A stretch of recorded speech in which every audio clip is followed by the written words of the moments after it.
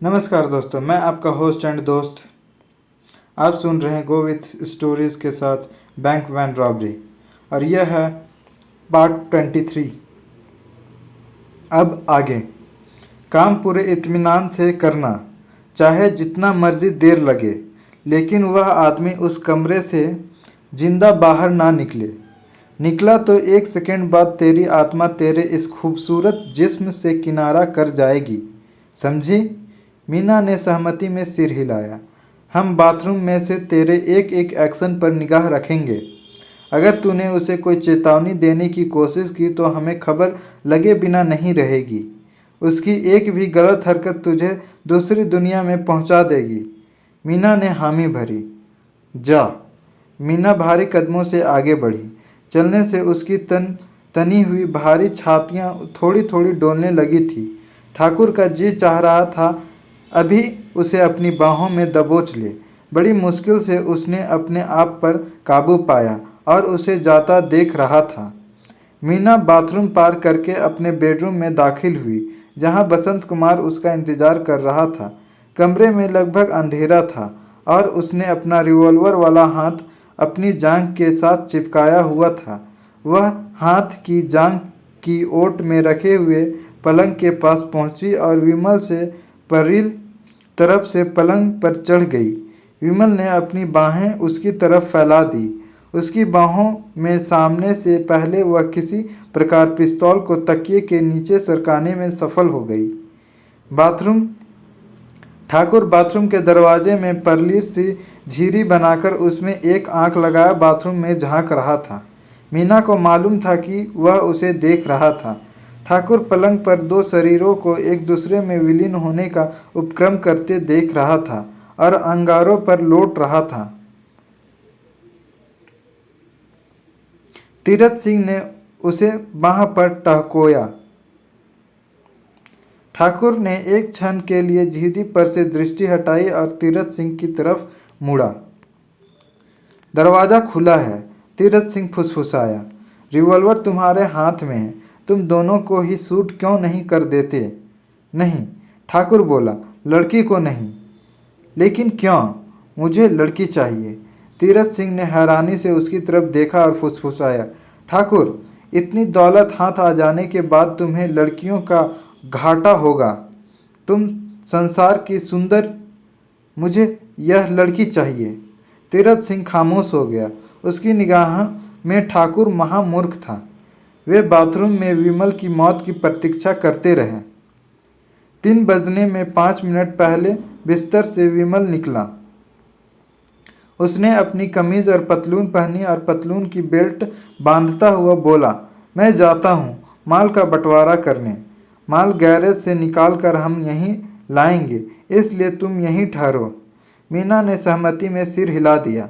उस क्षण उसका बोलने का हौसला नहीं हो रहा था। उसे भय था कि कहीं उसकी आवाज़ से ही उसके इरादे को विमल पर जाहिर न कर दे। विमल दरवाजे की तरफ बढ़ा। मीना अपने स्थान से हिल भी नहीं रही थी। ठाकुर ने बाथरूम के दरवाजे को थोड़ा और खोला और अपना हाथ बाहर निकालकर रिवॉल्वर मीना की तरफ तान दी। मीना के नेत्र आतंक से फट पड़े। उसने तकिए के नीचे हाथ डालकर पिस्तौल और धीरे से विमल को आवाज़ दी। विमल घूमा। मीना ने फायर किया। ठाकुर और तीरथ सिंह दोनों ने पहली गोली विमल के पेट में लगती दिखी। विमल पेट पकड़कर दोहरा हो गया। मीना तब तक पिस्तौल का घोड़ा दबाती रही जब तक कि फायर होने की आवाज़ के स्थान पर घोड़े की खाली क्लिक क्लिक की आवाज़ न आने लगे। फिर उसने पिस्तौल फेंक दी और दोनों हाथों से मुंह छिपाकर जोर जोर से रोने लगी। ठाकुर और तीरथ सिंह ने बैठकर में कदम रखा। विमल औंधे मुंह फर्श पर लुढ़का पड़ा था। उसके दोनों हाथ उसके पेट के नीचे दबे हुए थे। ठाकुर ने उसके करीब जाकर उसे जूते की ठोकर से उसकी पसलियों को टोहका। विमल थोड़ा सा परे लुढ़क गया। ठाकुर को उसकी खून से भीगी कमीज दिखाई दी। ठाकुर ने संतुष्टिपूर्ण ढंग से सिर हिलाया और फिर मीना से बोला, कपड़े पहन लो। मीना अपने स्थान से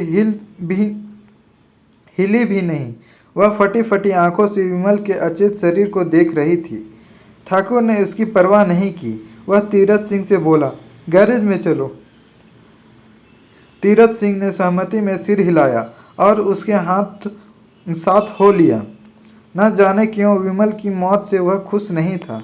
अब उसे दौलत में 5वें हिस्से के स्थान पर तीसरा हिस्सा मिलने वाला था, लेकिन फिर भी वह खुश नहीं था। अब एकाएक न जाने क्यों दौलत उसे इतना आकर्षित नहीं कर रही थी जितना कि पहले कर रही थी। लेकिन दौलत के मुंह से वह एकदम बरी तो नहीं था, वरना वह ठाकुर के साथ गैरेज की तरफ न जा रहा होता। अगर उस वक्त दौलत का मुंह छोड़कर वह वहां से कुछ कर जाता तो शायद उसकी जान बच जाती। दोनों गैरेज में पहुंचे। उन्होंने गैरेज में खड़ी फिएट को धकेलकर बाहर निकाला और गैरेज का दरवाज़ा भीतर से बंद कर लिया। गैरेज में कुदाल और फावड़ा मौजूद था। दोनों फर्श खोदने लगे।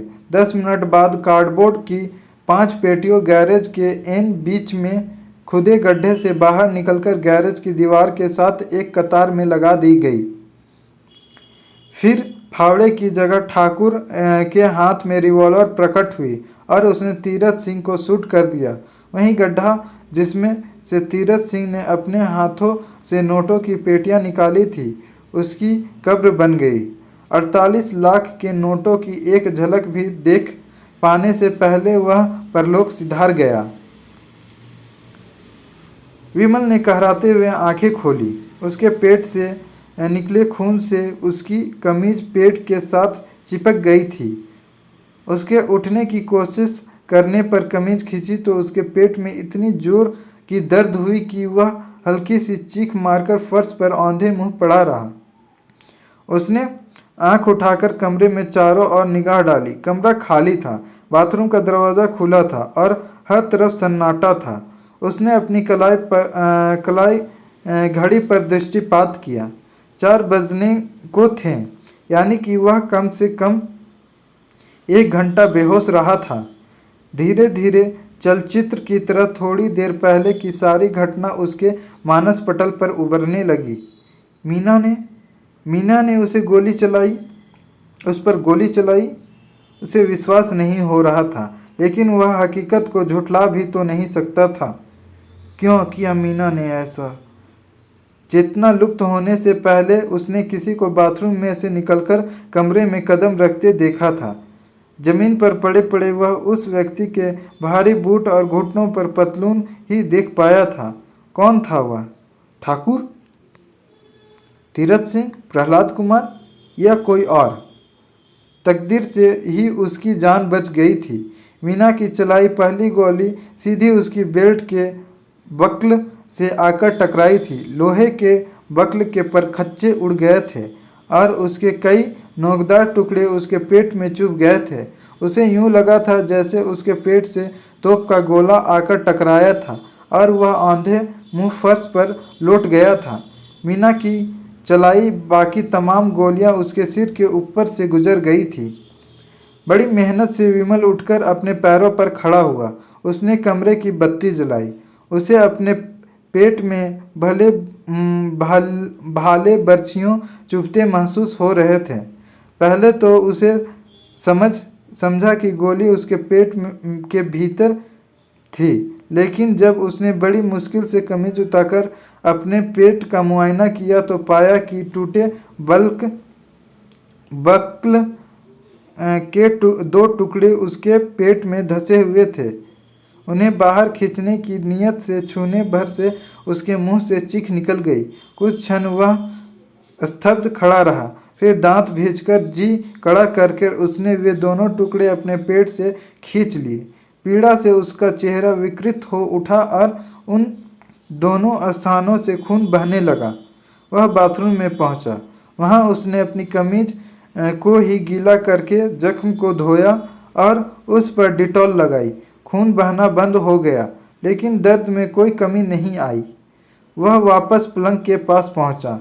एक चद्दर फाड़कर उसने उसकी एक लंबी सी पट्टी बनाई और उसे कसकर अपने पेट पर लपेटकर बांध लिया। इन तमाम क्रियाओं ने उसकी सारी शक्ति निचोड़ दी थी। वह पलंग पर सीधा लेट गया और लंबी लंबी सांसें लेने लगा। उसका दिल और अक्ल दोनों गवाही दे रहे थे कि उस इमारत में वह अकेला था, इसलिए वह खासा चिंतित नहीं था।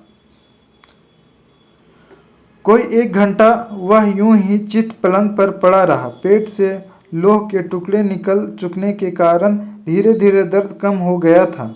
उसने कांपते हाथों से टटोलकर अपना सिगरेट का पैकेट तलाश किया और एक सिगरेट सुलगाकर लंबे लंबे कस लगाने लगा। वह सोच रहा था, क्या उसकी जान लेने की वजह सबकी मिली भगत थी, जिसमें मीना भी शामिल हो गई थी। उसे अपने आप से इस बात की बड़ी शिकायत थी कि जिंदगी में एक बार फिर उसने एक औरत से धोखा खाया था। अंत में वह अपने स्थान से उठा। उसने अपनी पतलून भी उतार दी और वे नए कपड़े पहन लिए जो उसने अन्य साजो सामान के साथ उदयपुर आते ही खरीदे थे। फिर उसने बिस्तर टटोलना आरंभ किया।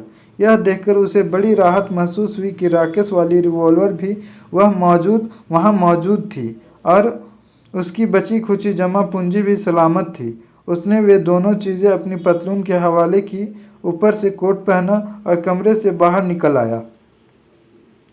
उसने सारी इमारत का चक्कर लगाना आरंभ किया। नीचे के एक कमरे में उसे प्रहलाद की लाश मिली। वह गैरेज में पहुंचा। गैरेज का फर्श खुदा पड़ा था और नोटों से भरी पेटियों के स्थान पर गड्ढे में उसे तीरथ सिंह की लाश पड़ी दिखाई दी। मीना की नीले फिएट बाहर खड़ी थी। ठाकुर तो सारी करतूत ठाकुर की थी। वही सबका कत्ल करके सारा माल ले उड़ा था। लेकिन मीना, डबल क्रॉस की उस बर्बरतापूर्ण दास्तान में मीना भी ठाकुर से क्या रिश्तेदारी थी? कहीं उसे भी तो उसने नहीं मार डाला था? उसने बड़ी बारीकी से सारी इमारत की तलाश ली, लेकिन मीना की लाश उसे कहीं ना मिली। वह वापस बेडरूम में आ बैठा और अपना अगला कदम निर्धारित करने की कोशिश करने लगा।